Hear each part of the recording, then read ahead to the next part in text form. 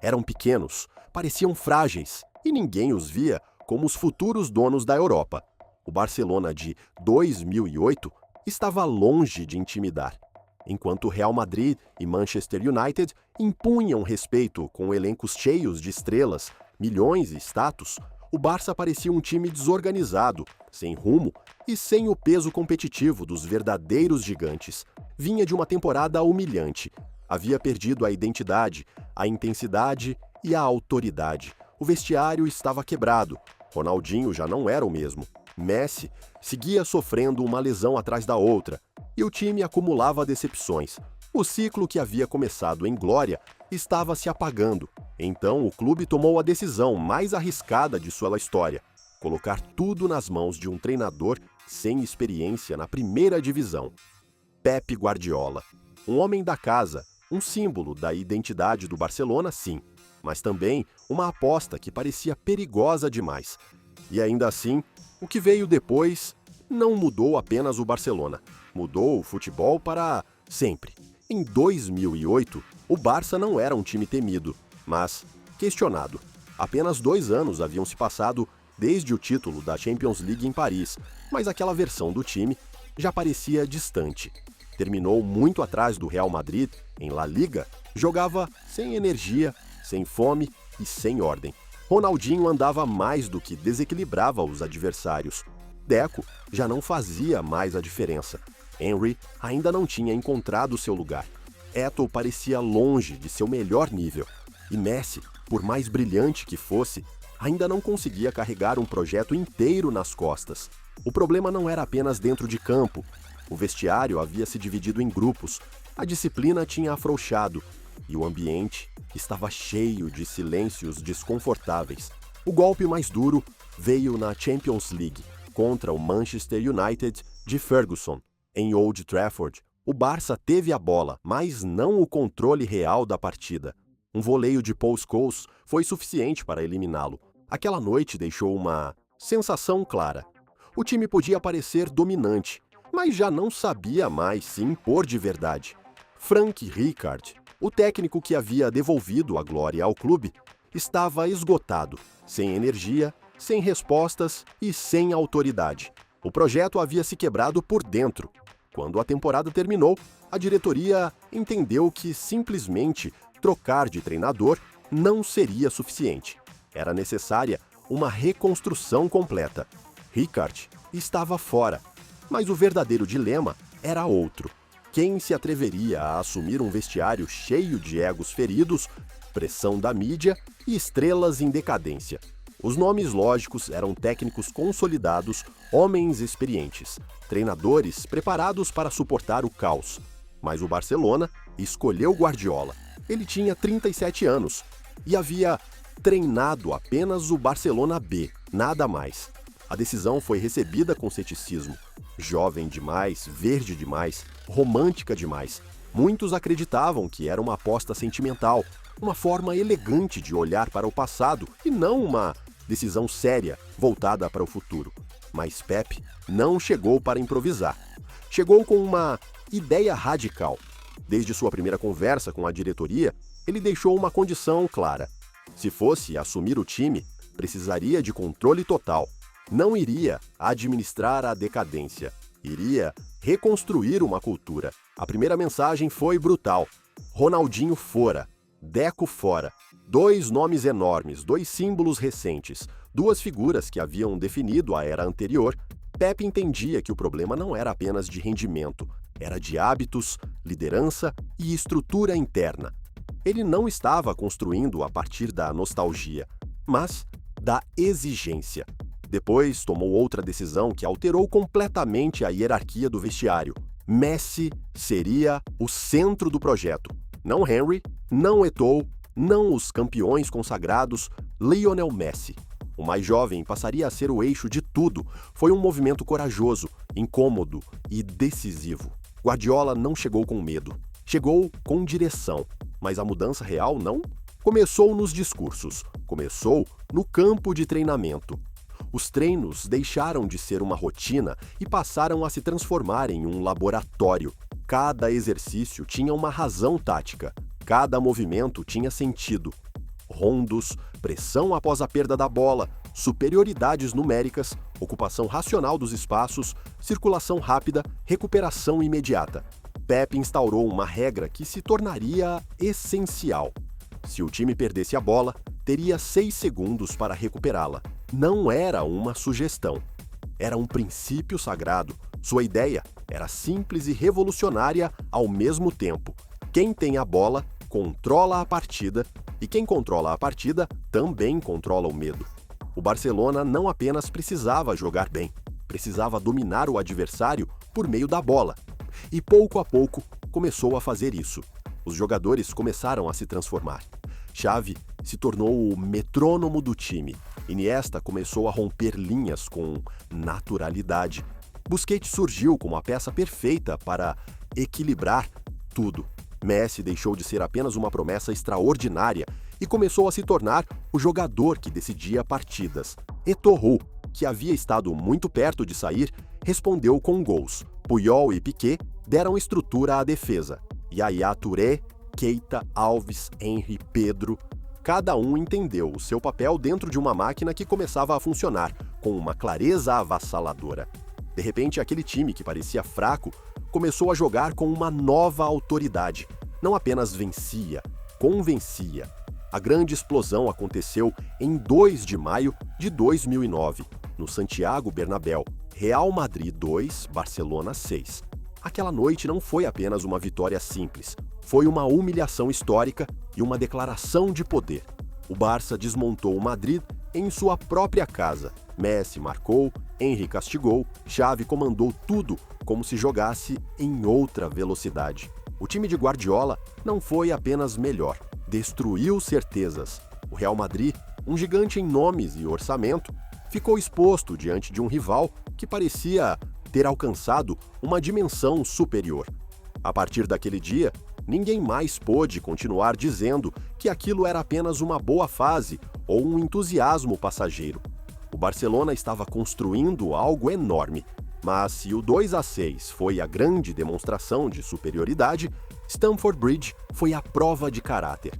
Em 6 de maio de 2009, o Barça visitou o Chelsea em uma semifinal de Champions League carregada de tensão. O 0-0 no Camp Nou havia deixado tudo em aberto.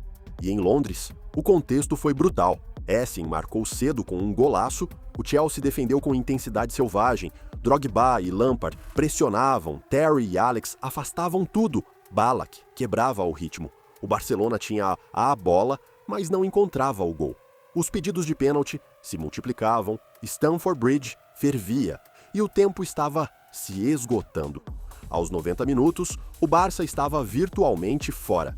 Então, aos 93, chegou o instante eterno. Messi recebeu uma sobra, rolou para Iniesta e Andrés, sem dominar, soltou um chute perfeito no ângulo de Sech. Gol. O Iniestazo. O Barcelona estava na final. Não foi sua noite mais brilhante, mas foi uma de suas noites mais resistentes. Foi ali que o time entendeu que não podia apenas encantar, também podia sobreviver. Ao mesmo tempo, seu domínio na Espanha continuava crescendo. Em La Liga, o Barça empilhou vitórias com uma mistura de controle e ferocidade. Terminou como campeão de forma imponente, marcando mais de 100 gols e deixando claro que não havia vencido por impulso emocional, mas por superioridade estrutural. Antes de confirmar o título da Liga, já havia levantado seu primeiro troféu da temporada, a Copa do Rei. Foi em 13 de maio de 2009, em Mestalla, contra o Athletic Club. A partida começou mal.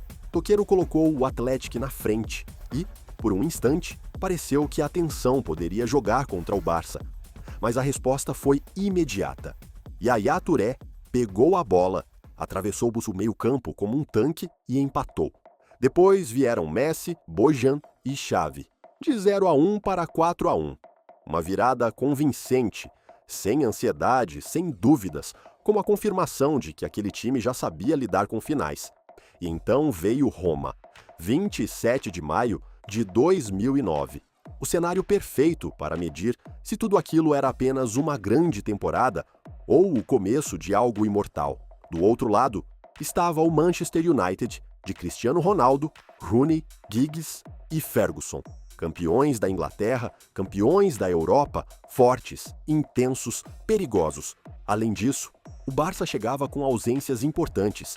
Dani Alves suspenso, Abidal fora, Marques lesionado e Yaya Touré, improvisado como zagueiro. No papel, era um duelo equilibrado. Em campo, foi uma exibição blaugrana.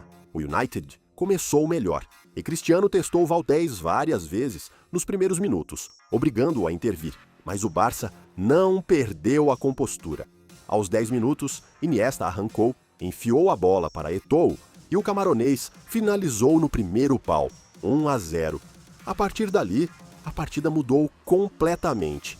Xavi começou a comandar, Iniesta começou a girar, Busquets começou a sustentar e o United passou boa parte da noite correndo atrás da bola. O Barcelona dominou o ritmo, o espaço e a mente do rival. Depois veio a imagem mais simbólica. Aos 70 minutos, cruzamento de chave, Messi sobe entre os zagueiros e marca de cabeça, 2-0.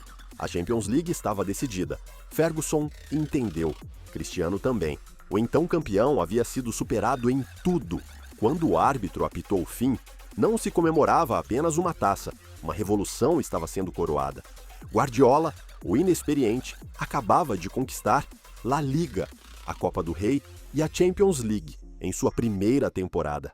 O Barcelona alcançava a primeira tríplice coroa da história do futebol espanhol. E o mundo entendeu que o jogo estava mudando, mas aquele time não foi feito para se contentar. Depois de Roma, continuou conquistando tudo o que tinha pela frente. Em agosto, venceu a Supercopa da Espanha contra o Athletic Club, com Messi como protagonista e uma sensação evidente de continuidade. Dias depois, em Mônaco, derrotou o Shakhtar Donetsk na Supercopa da UEFA, com um gol de Pedro na prorrogação. Mais uma vez, um jogador formado na base apareceu, outro produto de uma ideia que ia muito além do talento individual. E em dezembro, em Abu Dhabi, veio a prova final, o Mundial de Clubes contra o Estudiantes de La Plata. Aquela final foi muito mais sofrida do que o esperado. O Estudiantes saiu na frente com um gol de Bozelli e durante muitos minutos, o sonho da sextupla pareceu escapar. O relógio corria e o Barcelona estava contra as cordas, mas esse time já havia mostrado que sabia resistir, mesmo quando o futebol não fluía. Aos 88 minutos, Pedro marcou o empate e levou o jogo para a prorrogação. E aos 110, veio uma imagem que permanece para sempre na memória do futebol. Messi subiu e com o peito marcou o 2-1 decisivo. Um gol estranho, inesquecível, quase simbólico. O tipo de gol que parece escrito pelo destino quando uma história está destinada a se tornar lendária. Com essa vitória, o Barcelona completou a sextupla: La Liga, Copa do Rei, Champions League, Supercopa da Espanha, Supercopa da UEFA e Mundial de Clubes. 6 títulos em um único ano calendário. Ninguém havia feito isso antes. Nenhum time havia vencido absolutamente tudo o que disputou em uma temporada estendida dessa magnitude. O que havia começado como uma aposta temerária terminou com uma temporada perfeita. Mas se houve algo que tornou aquele Barça eterno, não foram apenas os troféus, foi sua origem. Na final de Roma, havia 7 titulares formados em La Masia, Xavi, Iniesta, Messi, Busquets, Piqué, Puyol e Pedro. Não eram estrelas reunidas à base de talão de cheques, mas jogadores formados sob uma mesma ideia desde crianças. A essência do time não havia sido comprada, havia sido cultivada. Guardiola não construiu do zero, ele potencializou aquilo que o clube vinha semeando há anos. E foi aí que esteve a verdadeira revolução. La Masia não produzia apenas jogadores tecnicamente talentosos, formava jogadores que entendiam o jogo, o espaço, o passe, o ritmo, a pressão e a responsabilidade coletiva. Aquele Barcelona provou que uma identidade clara podia se impor ao dinheiro, que a paciência podia derrotar a urgência e que uma filosofia bem trabalhada podia conquistar o mundo. Ganhou tudo, sim, mas também redefiniu o que significava dominar. não impunha medo pelo físico ou pelo nome, impunha respeito, porque fazia o impossível parecer simples. O Barcelona de Guardiola não foi apenas um grande campeão, foi um time que mudou a maneira como o futebol era entendido. Transformou a posse de bola em uma arma total, a pressão em uma forma de sufocamento e a base no fundamento de um império. O que antes parecia uma aposta ingênua se tornou o modelo que todos quiseram copiar depois. E, embora muitos tenham tentado, quase ninguém conseguiu reproduzi-lo de verdade, porque não era apenas uma questão tática, era uma mistura única de talento, contexto, identidade e convicção. Aquele time nasceu quando parecia que o clube estava quebrado. Surgiu da dúvida, de uma temporada cinzenta, de um vestiário desgastado e de uma diretoria obrigada a correr riscos. É por isso que sua história é ainda maior. Porque não surgiu do conforto da estabilidade, mas do caos. Guardiola não herdou uma máquina perfeita. Herdou uma crise e a transformou na referência definitiva do futebol moderno. É por isso que, quando as pessoas falam sobre o Barcelona de 2009, elas não estão falando apenas de títulos, estão falando de uma ideia que venceu o ceticismo, de um treinador sem experiência que se atreveu a romper com o passado, de um grupo de jogadores que entendeu que jogar bem não bastava, que também era preciso competir, resistir e dominar. E, acima de tudo, estão falando de um time que deixou de perseguir a grandeza para começar a defini-la. Alguns times levantam troféus, muito poucos mudam o futebol. Aquele Barcelona fez as duas coisas, e é por isso que, mais do que um campeão, ele se tornou uma lenda.